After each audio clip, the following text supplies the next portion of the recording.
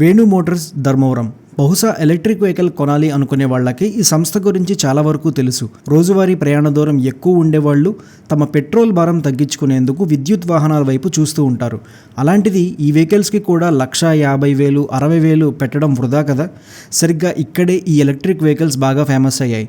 Venu మోటార్స్లో electric vehicles మనకి 53,000 నుంచి అందుబాటులో ఉన్నాయి. దీని మీద మనం గతంలో చాలా వీడియోస్ వరకు చేశాము. వేణుగారితో చాలా కూడా మాట్లాడాము. ఇప్పుడు కూడా ఒక లాంగ్ టర్మ్ ఎక్స్పీరియన్స్ అయితే మీ ముందుకు నేను తీసుకురాబోతున్నాను. వీళ్ళ యొక్క కాంటాక్ట్ డీటెయిల్స్ నేను వీడియో పైన అండ్ డిస్క్రిప్షన్లో పెడతాను. మీకు కనుక ఈ ఎలక్ట్రిక్ వెహికల్ కావాలనుకుంటే వాళ్ళకి మీరు కాల్ చేసి మీ దగ్గరలో ఉన్న రైల్వే స్టేషన్కి ఈ వెహికల్ పార్సల్ చేస్తారు. లేదంటే నవత ట్రాన్స్పోర్ట్లో కూడా మీ ఇంటికి ఈ వెహికల్ అందజేయడం జరుగుతుంది. Hello friends, welcome back to my channel Aditya Prabhakar. మనం 53,000కి ఎలక్ట్రిక్ బండి అని వీడియో పెట్టాం కదా, ధర్మవరం వేణు మోటార్స్ వాళ్ళ వీడియోస్ కింద కొంతమంది కామెంట్స్ పెడుతూ ఉన్నారు. మీరు కొత్త వెహికల్ కాదు, ఒక సంవత్సరంన్నర వాడిన కస్టమర్ యొక్క రివ్యూ పెట్టమంటున్నారు. ఇది రియల్ టైం రివ్యూ అండి. ఈయన వెహికల్ కొని సంవత్సరంన్నర దాకా అయింది. ఈయన పేరు వచ్చేసి మనకి రాజశేఖర్ గారు. గుడ్ ఆఫ్టర్నూన్ అండి. సార్, మీరు అసలు ఏం పని చేస్తారు? సార్ నేను పాల డైరీ పెట్టుకున్నాను సార్. పాల డైరీ.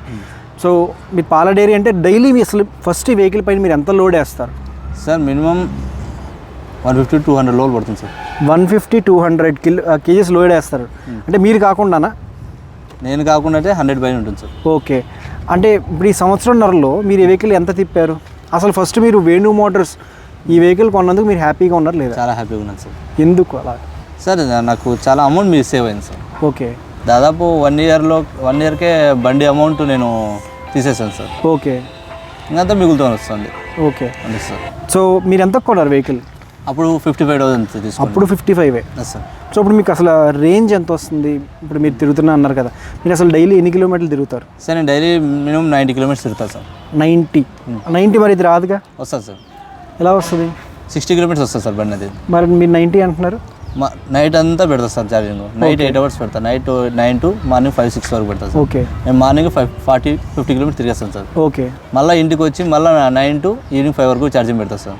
మళ్ళీ ఈవినింగ్ వెళ్తా సార్. రోజుకి 2 సార్లు పెడతాను. 2 సార్లు వెళ్తా సార్. అంటే పాల వ్యాపారం కాబట్టి పొద్దున ఒకసారి ఈవినింగ్ వెళ్ళాలి సార్. అంటే మీరు పాలు సేకరించి షాప్స్ కానీ ఇలాంటివి సప్లై చేస్తాను సార్. షాప్ సప్లై చేస్తుంటారు పొద్దున సాయంత్రం కాబట్టి ఖచ్చితంగా వెళ్ళాలి. అంటే ఎప్పుడైతే గేదె నుంచి పాలు సార్, ప్యాకెట్స్ పాలు.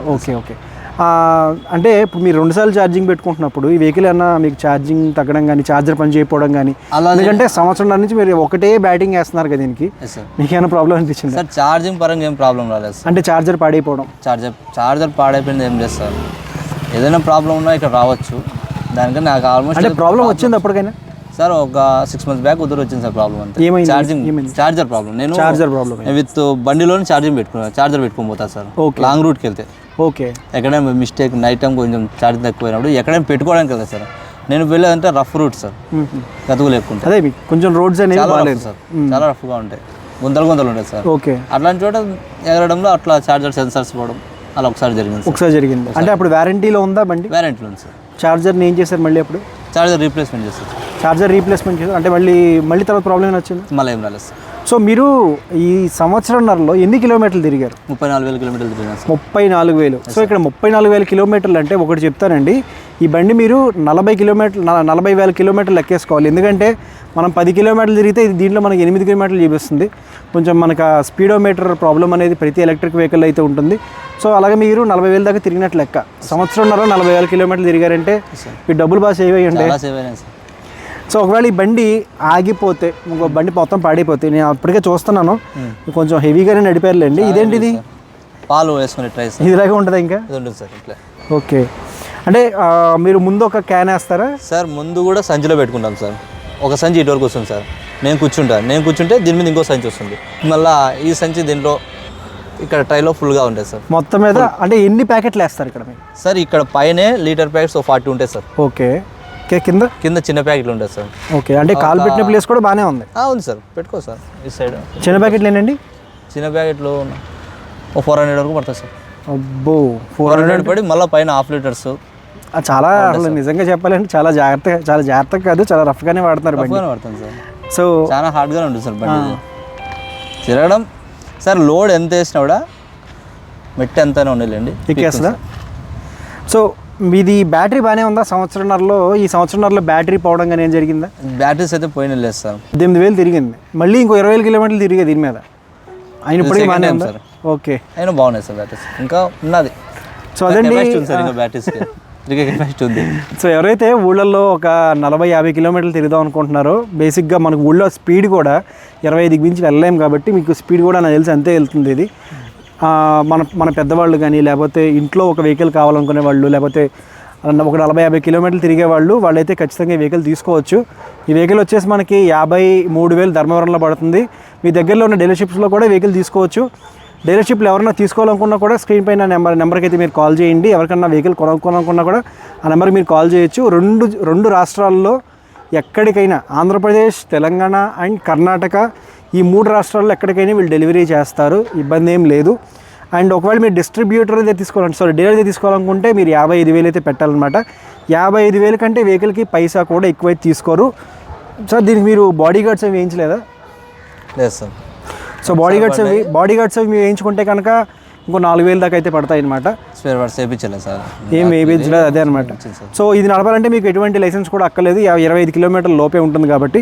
సో అది ఫ్రెండ్స్ మన వీడియో అయితే. సార్ అయితే ఒక రివ్యూ అయితే ఇచ్చారు, మంచి రివ్యూ అయితే ఇచ్చారు. ఈయన 40,000 కిలోమీటర్ల దాకా నడిపారు, మీకు అది చూపిస్తాను కూడా. 34,143. అయితే ఇది మనకి స్పీడోమీటర్ కొంచెం ప్రాబ్లం అయితే ఉంటుందని చెప్పాను కదా మీకు. నేను 100 కిలోమీటర్లు తిరిగితే 80 కిలోమీటర్లు చూపిస్తుంది. ఆ లెక్కన మీరు దీన్ని 40,000 కిలోమీటర్లు తిరిగినట్టు లెక్కేసుకోవచ్చు. గారు ఇంకొకటి, మనకి ఈ బండి మీరు 40,000 కిలోమీటర్లు తిప్పారు కదా సార్, ఖర్చు ఎలా ఉంది? కరెంట్ ఖర్చు సార్, కరెంట్ ఖర్చు ఎంత సార్? మంత్కి 800 వస్తుంది సార్. మంత్కి 800 విత్ ఇంట్లో అంటే ఇప్పుడు రీసెంట్గా మన కరెంట్ బిల్ పెరిగాయి కదా, పెరిగినా కూడా అంతే వస్తుంది? ఇది లాస్ట్ మంత్ సార్, నేను చెప్తాను. ఇది లాస్ట్ మంత్ 800. సో ఇంట్లో బేసిక్ వరకు ఎంత వచ్చేది ఈ సంవత్సరం? మామూలు 300 వస్తాను సార్. 300 వస్తాను సార్ నెలకి. సో ఇప్పుడు అందరికీ జనరల్గా కరెంట్ బిల్స్ అయినా పెరిగాయి కాబట్టి నాకు తెలిసి ఒక 200 ట్రూ అప్ ఛార్జెస్ అయి పడి ఉంటాయి. సో బేసిక్గా ఇంకొక 300 రూపాయల దాకా బిల్ అయితే పెరిగి ఉంటుంది ఈ వెహికల్ వల్ల. కానీ ఈయన రోజుకి 90 కిలోమీటర్లు తిరుగుతున్నారంటే అది మీరు పెట్రోల్తో లెక్కేసుకుంటే ఆల్మోస్ట్ ఒక 2,700. దానిపైన ఈయన 5,000 పైనే సంపాదిస్తున్నాను నేను అనుకోవడం. సో వచ్చేస్తుంది సార్, పెట్టిన అమౌంట్ రిటర్న్ వచ్చేసి ఇంకో బండికి కూడా బండికి వస్తుంది. సో ఒకవేళ బండి పోతే ఇంకో బండి కొంటారా మీరు? తీసుకుంటారు సార్, ఖచ్చితంగా రెఫర్ చేస్తాను సార్. వేరే ఇదే కొంటారు, ఇంకా ఇదే కొంటాను సార్. అదే అంటే వాడినా కాబట్టి సార్. అదేలేండి, మిగతా బండ్లకి దీనికి చాలా డిఫరెన్స్ ఉంది సార్. ఇప్పుడు ఏమో అనుకున్నారు మీరు, అంటే ఇప్పుడు 1,50,000 బళ్ళు వస్తున్నాయి కదా? వద్దు సార్, వద్దు, నాకైతే వద్దు సార్. ఎందుకంటే చూస్తాను కదా సార్. అదేలేండి, ఒకటి వాడిన తర్వాత ఒకటే ఫిక్స్ కాదు సార్. అదేలేండి, ఎక్కువ ఆశ పెట్టుకుంటే అది వర్కౌట్ కాదు సార్. మీకు స్పీడ్ సరిపోతుందా? స్పీడ్ సరిపోతుంది సార్. అది ముందు అది మెయిన్ కదా. నేను పోయే స్పీడ్కి ఈజీ ఉంది, 3rd మోడ్లో వెళ్ళొచ్చు.